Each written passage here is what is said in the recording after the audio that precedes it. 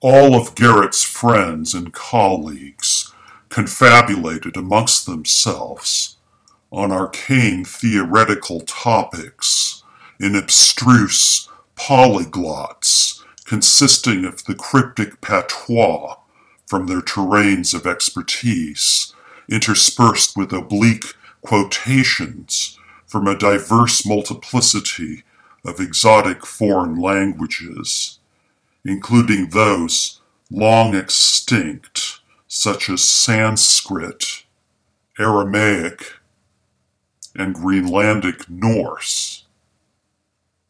Every now and then they'd burst into bouts of boisterous and irreverent laughter. For all Melody knew, they may have been cracking jokes about her. She felt unpleasantly put out, sitting amongst these cold-shouldered, buttoned-up strangers, whilst Garrett sat at the head of the van, susurring directions to the chauffeur. The box-like conveyance turned innumerable times down winding alleys, underpasses, and side streets, which made Melody lose track of the direction in which they were headed. Eventually, it seemed as if they'd reached a remote industrial district on the outskirts of town, as there were dozens of nondescript, windowless buildings, boarded tenements, abandoned warehouses, storage facilities, and smoking foundries umbecasting them on every corner. The clattering van abruptly turned into a long and narrow driveway, then came to a screeching halt at its head.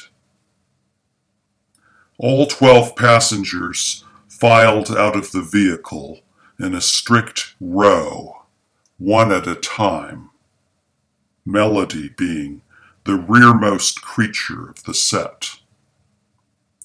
A badgerly old German gentleman, who could easily have passed for an ex-Nazi, offered her his hand as she clumsily descended the steps in her 6-inch stilettos. Before she had a chance to thank him, however, he took off in an anxious hurry, fleeing into the darkness as if urgently pressed for time.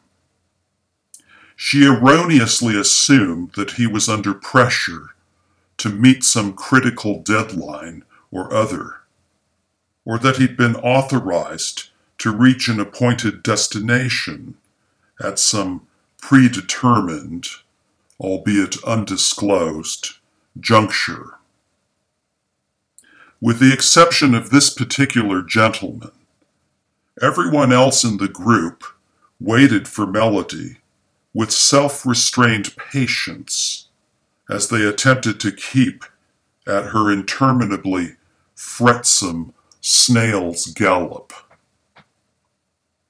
They intermittently checked their Piaget Emperador watches as they ambulated down the length of a signally expansive parking lot towards a cement blockhouse that appeared to be an eatery of sorts, though it was impossible to tell for sure, as there were no signs indicating as much. Melody's high heels clip-clopped loudly on the pavement, while everyone else's footfalls fell silent as their shadows.